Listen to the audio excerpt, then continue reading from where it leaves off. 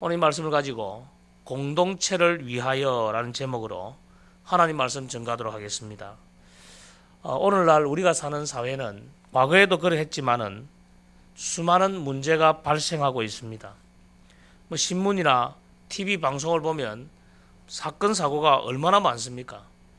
그런데 제가 생각할 때 만약에 일어나는 모든 사건 사고를 다 신문에 적는다면 신문 장수가 굉장히 늘어날 겁니다.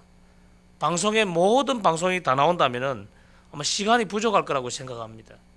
얼마 전에 제 아이가 다니는 백현 초등학교에 교실에서 불이 나서 깜짝 놀랐던 그런 기억이 있습니다. 우리 아이는 그날 밤부터 평소에 안 보던 뉴스를 보는 겁니다. 혹시 뉴스에 나올까봐.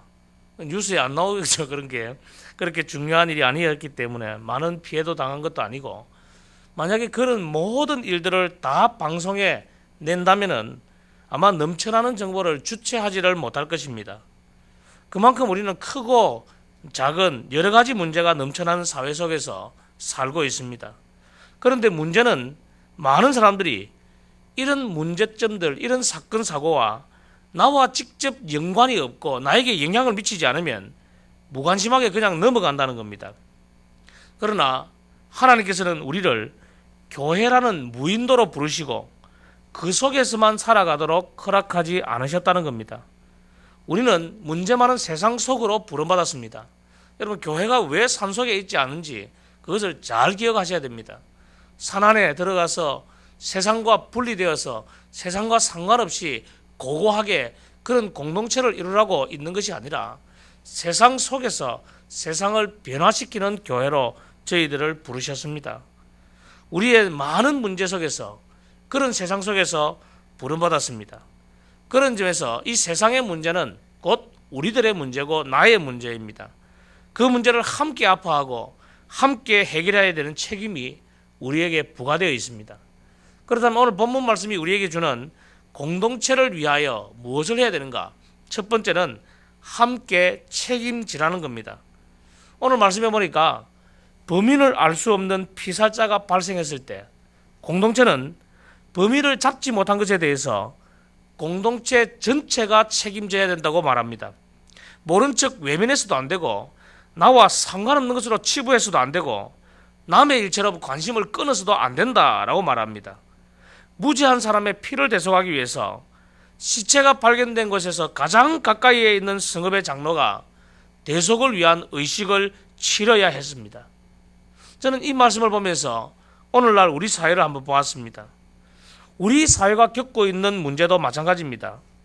살인뿐만 아니라 무서운 범죄를 비롯해서 각종 범죄는요, 사실 한 사람 개인의 문제가 결코 아닙니다. 우리 모두가 공통적으로 책임져야 할 문제임을 성경은 이야기하고 있습니다. 어두운 사회의 일면을 보면서 그것 나와 상관없다, 나만 아니면 돼, 그런 마음을 가지는 것이 아니라 함께 책임지는 자세를 가져야 됩니다. 그리고 그때는 누구의 판결을 받는가? 하나님이 택하신 자의 판결을 받아라. 5절 말씀에 이야기하고 있습니다. 성도 여러분, 언제나 우리의 문제를 함께 책임지는 공통의 관심을 가지게 될 때 하나님이 그것을 기뻐하신다는 것을 기억하면서 함께 책임지는 자세로 공동체를 대할 수 있기를 바랍니다. 두 번째는 공동체를 위하여 아낌없이 희생하라라고 말합니다. 무죄한 자의 피를 대속하는 절차를 한번 보십시오. 제일 먼저는 시체가 발견된 곳에서 가장 가까이에 있는 성읍 장로가 대속을 담당할 그런 희생 제물로 멍에를 한 번도 맨 적이 없는 송아지를 고르는 겁니다. 그 송아지를 한 번도 씨 뿌리는 일도 없고 밭갈지도 않았던 그런 골짜기로 끌고 가서 죽이는 의식을 행합니다. 여러분, 여기서 보면 이 한 번도 멍에를 매지 아니한 이 송아지, 가장 아끼는 것 아니겠습니까? 여러분, 아끼는 것은 두고 이것을 뒤에 쓰려고 놔두잖아요. 그런데 그 아끼는 것을 가지고 나와서 이 일을 행한다는 것, 저는 여기에서 가장 아끼셨던 독생자 예수 그리스도를 떠올려 봤습니다. 하나님이 가장 아끼는 당신의 외아들 독생자 예수 그리스도를 우리를 위하여 이 땅에 보내주셨지 않습니까? 저는 이 말씀 속에서 우리 하나님의 마음이 느껴진다. 하나님께서 우리에게 독생자 예수 그리스도를 주시듯이 가장 아끼는 것을 골라서 그 앞에 희생제물로 드리는 이 일들을 치러야 됐구나. 두 번째는 그 송아지를 험한 골짜기로 끌고 가서 그 목을 꺾어서 피를 흘리게 해서 대속을 합니다. 참 끔찍한 과정을 거치죠. 그리고 나서 장로들은 자신들이 그 죽음에 대해서 전혀 무죄하다고 무죄 선언을 하는 겁니다.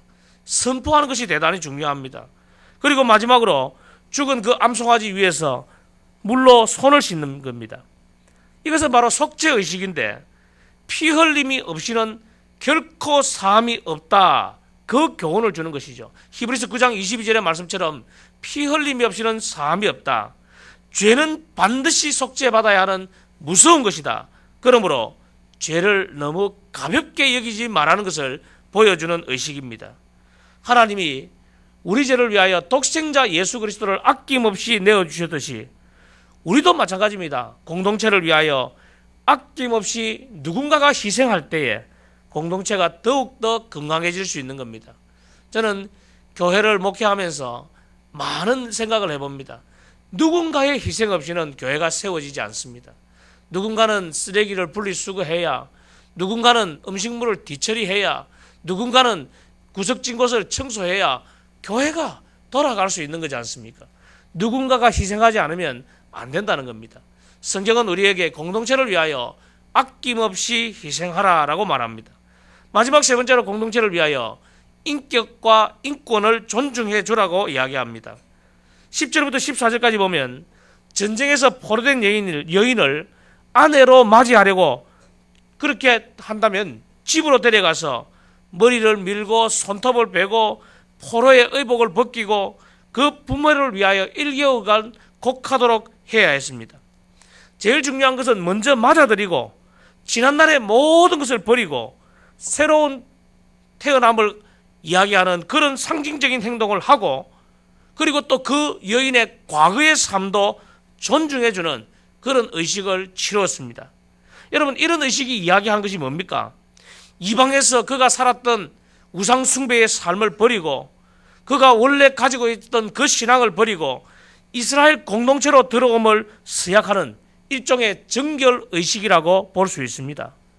그런데 성경은 신명기 7장 3절에서 분명히 이야기하듯이 가나안의 7족의 여인을 아내로 삼는 것, 사위로 삼는 것, 그런 것은 철저하게 금지했죠.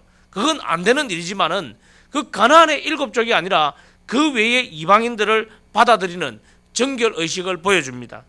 저는 이 법을 제정해 주신 이유가 뭘까 가만히 묵상해 보니까 그가 비록 이전에 포로의 신분이었다고 할지라도 아내로 삼은 뒤에는 그 여인을 절대로 수치스럽게 대해서는 안 된다는 것을 이야기하는 그런 말씀이라고 봅니다.